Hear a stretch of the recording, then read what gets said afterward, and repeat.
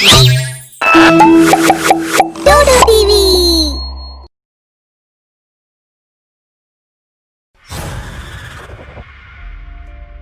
जीवनपुर गांव में सब कुछ अच्छा चल रहा है। ये ज्यादा बड़ा गांव नहीं है, बल्कि यहाँ बहुत ही कम लोग रहा करते हैं। सब लोग एक दूसरे के साथ प्यार से रहते हैं। लेकिन इस गांव के लोग नहीं जानते कि अचानक उनकी जिंदगी बदलने वाली है, और ये बदलाव अच्छा तो बिल्कुल नहीं होने वाला। शाम के वक्त रोज की तरह सीमा पानी भरने के लिए कुएं पर जाती है। आज तो पानी भरने जाने भी कुछ ज्यादा ही देर हो गई। चलो कोई बात नहीं, कल से तो तड़के ही जाया करूंगी पानी भरने। सीमा पानी भरने के लिए रस्सी में बंधा हुआ मटका कुएं में डालकर ऊपर खींचने लगती है। सीमा वहां कहीं नहीं है। कुएं के पास वो रस्सी जिसमें मटका बांधकर सीमा पानी खींच रही थी, उस मटके में खून भरा हुआ था। सीमा के काफी देर तक घर लौटकर ना आने पर उसका पति मनीष परेशान हो जाता है। सीमा अभी तक क्यों नहीं आई है? मैं कुएं पर जाकर देखता हूं। वो कुएं पर पहुंचता है। सीमा, कहां हो तुम सीमा? ये मटका, ये तो सीमा लाई थी पानी भरने के लिए। यही है वो। सीमा वहां कहीं नहीं दिखती और मनीष उसे ढूंढकर थक हार कर अकेला ही घर वापस आ जाता है। अगले दिन गांव के प्रधान का बेटा हसमुख पानी भरने कुएं पर पहुंचता है। कितना अच्छा भला मैं दोस्तों के साथ गांव में पीछे क्रिकेट खेलने जाता था, पर पापा ने यहाँ पानी भरने भेज दिया। चलो कोई नहीं, पानी भर कर फिर खेलने जाऊंगा। आज ब्लू है पानी पानी पानी पानी पानी पानी, और दिन भी सानी सानी सानी सानी। गुनगुनाते हुए हसमुख पानी भरने कुएं पर पहुंचता है और अपनी रस्सी बंधी हुई बाल्टी कुएं में गिराता है। कुएं के पास हसमुख की बाल्टी खून से भरी हुई रस्सी में बंधी रखी है और हसमुख वहां कहीं नहीं है। यो छोरा अभी तक आयो क्यों ना? दोस्तन के साथ मटर गश्ती करबे में रुक गओ को कहूं? अब ही देख कर आटू, आज जे पिटेगो मुंह से बच के। प्रधान हसमुख को ढूंढते हुए कुएं के पास पहुंचता है। वहां हसमुख की जगह मिलती है तो खून से भरी बाल्टी। प्रधान के बेटे सीमा और गांव के और भी लोगों के साथ ऐसी ही घटना होती है। अब गांव में सब लोग धीरे धीरे डरने लगते हैं और गांव में दहशत फैल जाती है कि आखिर कुएं में पानी भरने जाने वाले लोग जा कहां रहे हैं। गांव के लोग भी कम होने लगते हैं। और मुझे तो ये लग रहा है कि वो हमारे गांव में लोगन को उठा के ले जा रहा है। पर ऐसा कौन करेगा और क्यों? एक्चुअली में पता करना चाहिए आखिर ये हो क्या रहा है और क्यों हो रहा है। ऐसा करते हैं, हम तीनों आज शाम को कुएं के पास जाते हैं और छिपकर देखते हैं कि आखिर बात क्या एक्चुअली। वो तीनों कुएं के पास पहुंचते हैं और कोने में छिप जाते हैं। थोड़ी देर में गांव का ही एक आदमी कुएं पर आता है और वो पानी भरने के लिए मटके को कुएं में डालकर ऊपर खींचने लगता है। जैसे ही वो पानी खींचने की कोशिश करता है, वो रस्सी के साथ कुएं में अंदर घुस जाता है और मटका बाहर आ जाता है जिसमें खून भरा है। ये तीनों ये देखकर बहुत डर जाते हैं। यार, अब तो कोई शक नहीं, ये काम किसी भूत या चुड़ैल का है। ये किसी इंसान का काम तो दूर दूर तक नहीं है, मैं बता रहा हूँ। हाँ, अब हम लोगों को कुएं से दूर रहना होगा। अरे पर ऐसा हो कैसे सकते है? पानी तो कुएं से इस्तेमाल करने पड़ेगा। ये चुड़ैल को इलाज सिर्फ दिव्य दृष्टि वाले बाबा कर सकते हैं, जिन्हें चुड़ैल कहूं दिख जाते और वो बाय पकड़ लेते। तो फिर हमें बिना देर किए बाबा के पास चलना चाहिए और अपने गांव को इस संकट से बचाना चाहिए। वो वो तीनों बाबा के पास पहुंचते हैं। कहो, क्या तकलीफ है? चुड़ैल का साया है या भूत करीब है? बाबा, हमारे गांव पर बहुत बड़ा संकट आ गया है। हमारे गांव में कुआं में वो भूत प्रेत या चुड़ैल है। ऐसा कहते हुए वो तीनों बाबा को पूरी बात बताते हैं। बाबा उनकी बात सुनकर कहते हैं, चिंता ना करो, सही जगह आए हो तुम लोग। चलो मेरे साथ उस कुएं पर, देखता हूँ ये कौन सी चुड़ैल है जिसने सबको परेशान किया हुआ है। बाबा उन तीनों के साथ कुएं पर पहुंचते हैं और कुएं में झांक कर देखते हैं। चुड़ैल है इस कुएं में, बहुत शक्तिशाली, कई साल पुरानी चुड़ैल जो कहीं से भगाई गई है और इसलिए यहाँ पर अपना ठिकाना बनाया है इसने। चुड़ैल बाहर निकल आती है। सही कहा रे बाबा तूने। बड़ी दूर रहती थी मैं यहाँ से, लेकिन तुझ जैसे एक बाबा ने भगा दिया मुझे वहाँ से। पर अब तू मुझे यहाँ से नहीं भगा पाएगा। अब ये कुआं ही मेरा ठिकाना है। तू भागेगी नहीं, पकड़ी जाएगी, मेरी कैद में आएगी। बाबा चुड़ैल को पकड़ने की कोशिश करते हैं और अपने मंत्रों से उस पर प्रहार करते हैं, लेकिन बाबा का कोई भी प्रहार चुड़ैल पर कोई असर नहीं करता है। कर ली कोशिश, अब ले मेरे वार से बच। ऐसा कहकर चुड़ैल बाबा पर अपने नाखूनों से वार करते हैं। बाबा एक तरफ गिर जाते हैं। मेरा मंत्र इस चुड़ैल पर काम क्यों नहीं कर रहा? कुछ तो बात है जो उसकी शक्ति कम नहीं कर रही। तभी बाबा का ध्यान कुएं के पास रखे उन घड़ों पर जाता है जिनमें खून भरा है। बाबा तेजी से उठते हैं और एक घड़ा तोड़ देते हैं। समझ गया, इसी से ताकतवर हो रही है तू। अब नहीं बचेगी। सब लोग जल्दी जल्दी खड़े फोड़ो। नहीं नहीं, मैं कहती हूँ चले जाओ यहाँ से, मैं सबको मार डालूंगी। ऐसा कहते कहते चुड़ैल जमीन पर गिर जाती है। अब तो कुछ नहीं कर सकती। इधर आ, इधर आ। ऐसा कहते हुए बाबा चुड़ैल को एक बोतल में बंद कर लेते हैं, वहां से ले जाने लगते हैं। अब तुम लोग खुशी से रहो, ये फिर कभी लौट कर नहीं आएगी। ले जा रहा हूं मैं इसे और अपने साथ हमेशा के लिए रखूंगा। सब लोग बाबा का धन्यवाद देते हैं और फिर बाबा वहां से चले जाते हैं और सब पहले की तरह खुशी से रहने लगते हैं। सच में अगर एकजुट होकर कोई भी काम करें तो काम सफल जरूर होता है। शहरी जीवन से बहुत दूर एक गांव था जिसकी आबादी बहुत ज्यादा नहीं थी। उस गांव के हालात काफी कुछ खराब थे। न आसमान से पर्याप्त पानी बरसता था और न ही जमीन से अच्छी फसल हो पाती थी। इसी गांव में एक काली नाम की लड़की रहा करती थी। वैसे तो उसका नाम कलावती था, मगर उसके सांवले रंग के कारण गांव वाले उसे काली नाम से चिढ़ाते थे। गांव वाले गांव के खराब हालत की जिम्मेदार काली को समझते थे, क्योंकि जब से कलावती पैदा हुई थी तब से ही गांव के हालात अचानक बिगड़ गए थे। कलावती को इससे बहुत चिढ़ थी। वो गांव वालों को इस बात के लिए कई बार मना कर चुकी थी, मगर गांव वाले उसकी एक ना सुनते थे। रोज की ही तरह कलावती एक दिन मंदिर का कहकर अपने घर से निकलती है। देर रात होने तक भी उसका कुछ पता नहीं चलता तो उसके घर वाले बहुत परेशान हो जाते हैं।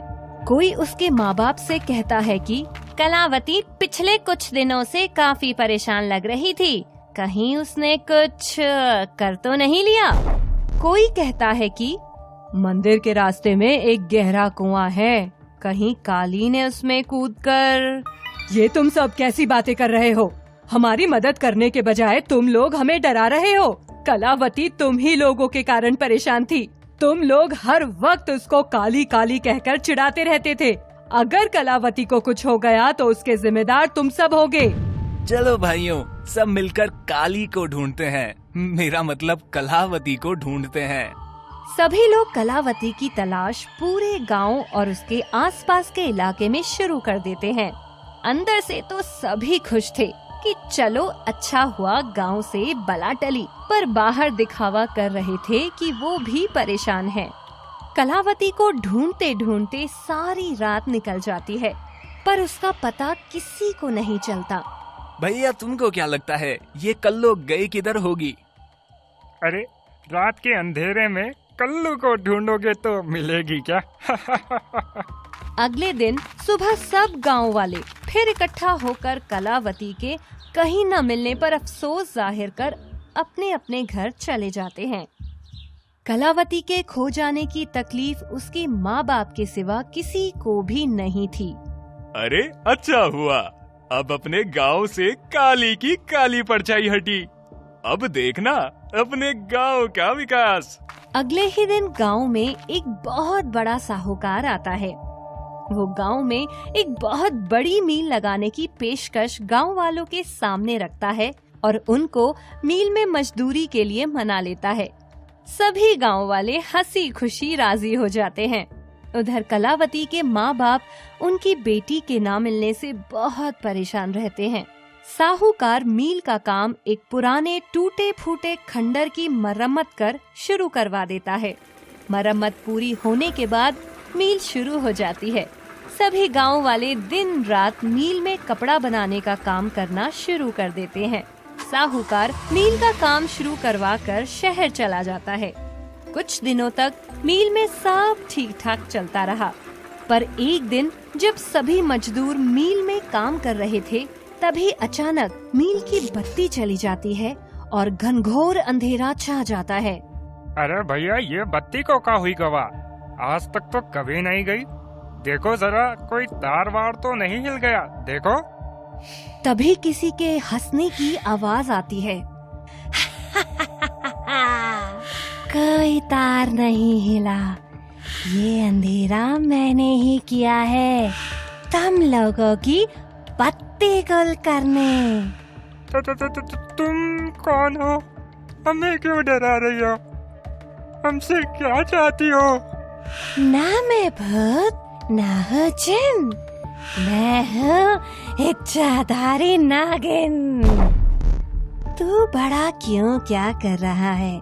चल तुझसे ही शुरुआत करती हूँ। नागिन, नागिन, हमें छोड़ दो, हमें जाने दो, हमने तुम्हारा क्या बिगाड़ा है? तुम क्या बिगाड़ोगे मेरा कुछ? बिगाड़ने तो मैं आई हूँ तुम्हारा सब कुछ। तुम सबको अगर जीना है तो मेरा कहा मानना पड़ेगा। कल से तुम सब एक एक करके अपने शरीर पर कोयला मल के मील में काम करने आओगे, और अगर किसी ने इस बारे में किसी से कुछ कहा तो समझ लेना उसको कोयले में डालकर जला डालूंगी। ना मैं भूत, ना हूँ जिन, मैं हूँ इच्छाधारी नागिन। नहीं, हम वैसा ही करेंगे जैसा तुमने कहा। अगले दिन एक गांव वाला अपने शरीर पर कोयला मल रहा होता है तो उसकी पत्नी पूछती है, ये क्या कर रहे हो जी? कोयला क्यों मल रहे हो? लोग पाउडर लगाते हैं, तुम कोयला लगा रहे हो? तो चुप कर, जो मैं कर रहा हूँ करने दे। इतना बोलकर गांव वाला घर से मील की तरफ बढ़ता है तो उसको देखकर गांव के बच्चे, बूढ़े और महिलाएं सब लोग बड़ा हंसते हैं। ओए कल्लू, ये कल्लू बना कहाँ जा रहा है? लोग तो सिर्फ मुंह ही काला कराते हैं, ये तो पूरा ही काला हो लिया। गांव वाला चुपचाप शर्मिंदा होकर अपनी नजरें झुकाए वहाँ से निकल जाता है। अगले दिन दो मजदूर गांव वाले अपने शरीर पर कोयला मलकर मील में काम करने जाते हैं। फिर उन्हें देखकर लोग हंसते हैं और ताने देते हैं। अगले दिन तीसरा मजदूर गांव वाला भी उनके साथ मील में काम करने जाता। 22वें दिन सभी मजदूर गांव वाले अपने शरीर पर कोयला मलकर मिल पहुंचते हैं तो देखते हैं कि वहां शहर से साहूकार लौट आया है। ये सब क्या है? क्या चल रहा है ये मेरे पीठ पीछे? मेरी मिल का कपड़ा खराब करोगे क्या? तुम लोगों को जेल भिजवा दूंगा। नहीं मालिक, हमें माफ कर दो, इसमें हमारी कोई गलती नहीं है। गांव वाले साहूकार के डर के कारण अपनी पूरी कहानी उसको बता देते हैं। अच्छा, इच्छाधारी नागिन, कैसी दिखती है तुम्हारी इच्छाधारी नागिन? क्या कहती है तुम्हारी इच्छाधारी नागिन? ना मैं भूत हूँ, ना हूँ जिन, मैं हूँ इच्छाधारी नागिन। ये सुन सभी गांव वाले एकदम सन्न रह जाते हैं और डरते डरते पूछते हैं, ये आपको कैसे पता? मैं ही हूँ इच्छाधारी नागिन। मैंने ही साहूकार का रूप धर के तुम लोगों को काम पे रखा। ये सारा खेल मेरा ही था। हमने ऐसा क्या गुनाह किया जो तुमने हमें ये सजा दी? तुम अपने गुनाहों का पूछ रहे हो? ये बताओ, कलावती ने क्या गुनाह किया था? कलावती? मैं ही हूँ कलावती, जिसका तुमने कल्लो काली कह कहकर जीना हराम कर दिया था। वही कलावती हूँ मैं। नागिन की ये बातें सुन गांव वाले चौंक जाते हैं। नागिन उन्हें बताती है कि कैसे उन लोगों के ताने से कैसे वो हमेशा उदास और निराशा से भरी हुई रहती थी। नागिन गांव वालों को बताती है कि वो शंकर भगवान की बहुत बड़ी भक्त थी। अपनी निराशा को वो रोज गांव से कुछ दूर स्थित मंदिर में जाकर भगवान शंकर से कहती थी, हे महादेव, ये तुमने मुझे कैसा जीवन दिया है। हर रोज लोगों के ताने सुनती हूँ। क्यों तुमने मुझे ऐसा बनाया? क्या तुम कभी मेरी पुकार सुनोगे? क्या कभी मेरा रूप परिवर्तन होगा? अगर तुमने मेरी पुकार नहीं सुनी तो इस नाग की तरह तुम्हारे गले से लिपटकर अपनी जान दे दूंगी। निराशा से भरी मैं शंकर जी से रोज यही प्रार्थना करती थी। एक दिन उन्होंने मेरी पुकार सुन ली और उन्होंने मुझे एक आशीर्वाद दिया। कलावती, तुम्हारी निराशा का कारण तुम्हारा रूप नहीं, लोगों की सोच है। लोगों की सोच उनके कर्मों के हिसाब में लिखी जाएगी। लोग तुम्हें इस रूप के कारण ताने देते हैं ना? मैं तुम्हें वरदान देता हूँ कि तुम जब चाहो तब अपना रूप बदल सकती हो। तुम्हें इच्छाधारी नागिन का वरदान देता हूँ। ये बातें बताकर नागिन कलावती का रूप धारण कर अपने घर की तरफ बढ़ने लगती है। हमें माफ कर दो कलावती, हम कुछ दिन में ही गांव वालों के तानों से परेशान हो गए और तुम्हें तो हम सालों से परेशान कर रहे हैं। हमें माफ कर दो। ना समझना किसी को किसी से भिन्न, वरना लौट आएगी इच्छाधारी नागिन।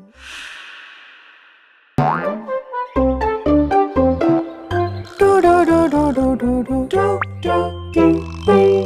टीवी। भूतिया रास्ता।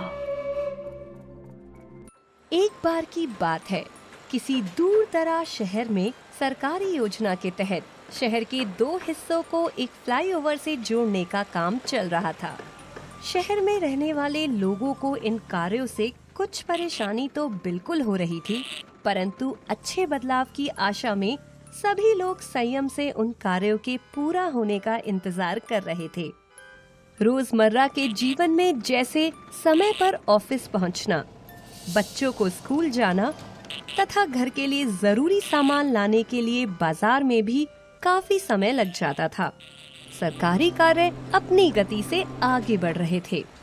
जहां निर्माण कार्य हो रहा था, वहां एक पतली सी सड़क लोगों के आने जाने के लिए थी, परंतु वो सड़क कुछ कम चौड़ी होने के कारण अक्सर जाम लग जाया करता था। कई बार तो आमने सामने से आती गाड़ियों में टक्कर होने से भी बची। खैर, दिन बीतने लगे, फ्लाईओवर का काम तेजी से हो रहा था।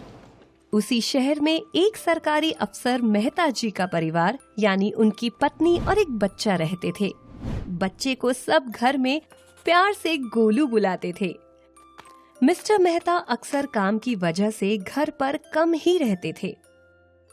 बच्चे को स्कूल छोड़ने जाना, उसको वापस लाना या बाजार से कोई सामान लाना, इस तरह के सारे काम उनकी पत्नी को ही करने पड़ते थे।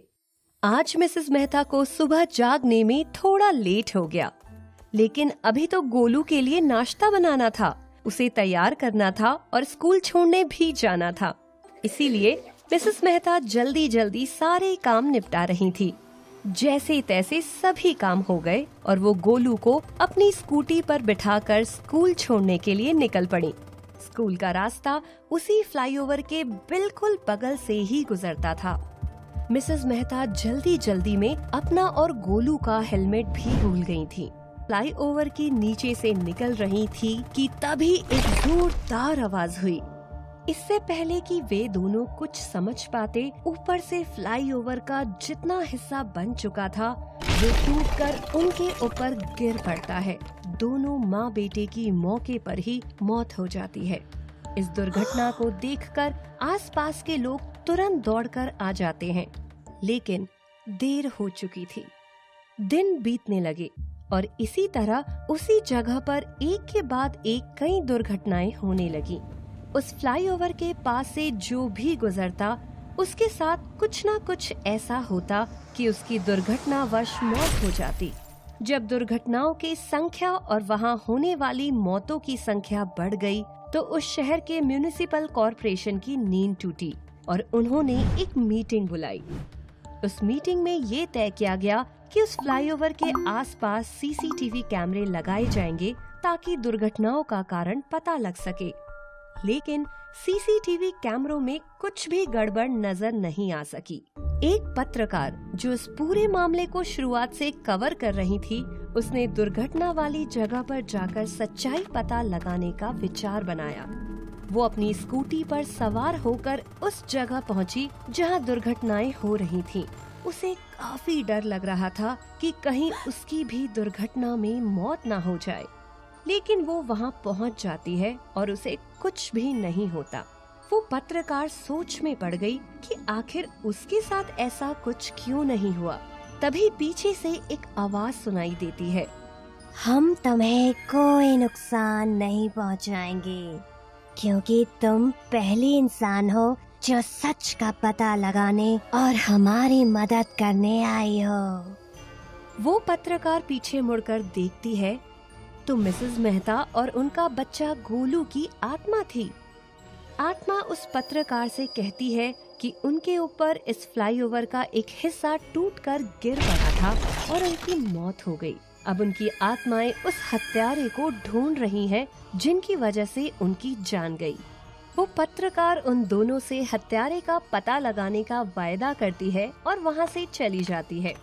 वो सारे रास्ते उन दोनों माँ बेटे के बारे में सोचती रहती है। उसे उन दोनों के लिए दुख भी होता है। वो पत्रकार सुबह होते ही अपने ऑफिस पहुँच जाती है और इस केस से जुड़ी फाइलों को खंगालने लगती है।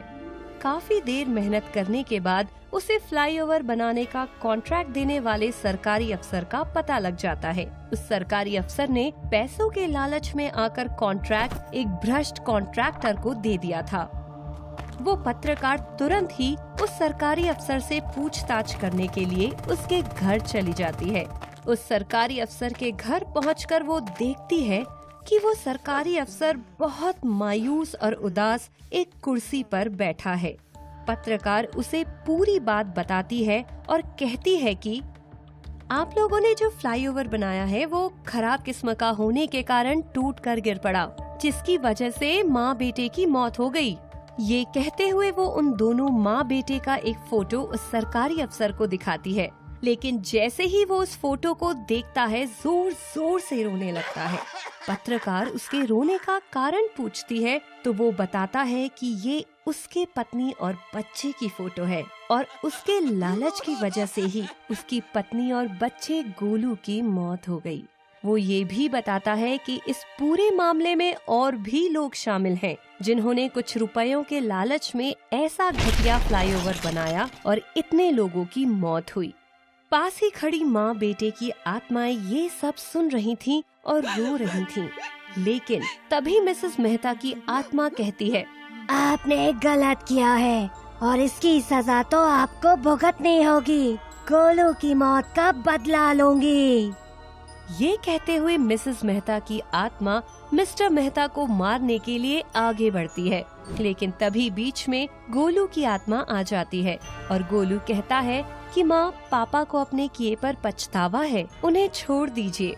मिसेस मेहता कहती हैं कि एक ही शर्त पर माफ करूंगी, तुम्हें इस मामले में जो भी लोग शामिल हैं उन्हें सजा दिलवानी होगी। मिस्टर मेहता वायदा करते हैं। इसके बाद मिस्टर मेहता और वो पत्रकार इस मामले में दोषी लोगों का पता लगाने में जुट जाते हैं और इस मामले में शामिल सभी लोगों की एक लिस्ट बनाकर इस मामले को सरकार के सामने रखते हैं। सरकार इसकी जांच के लिए एक पैनल बनाती है और कुछ समय बाद सभी जिम्मेदार दोषियों को सजा हो जाती है। मिसेस मेहता और गोलू की आत्मा को मुक्ति मिल जाती है और करीब 6 महीने बाद मिस्टर मेहता ने अब उस फ्लाईओवर का काम पूरा करवा दिया है। फिर फ्लाईओवर के पास कोई दुर्घटना नहीं हुई। हाँ, कभी कभी गाड़ी चलाने वालों के एक्सीडेंट हो जाया करते हैं।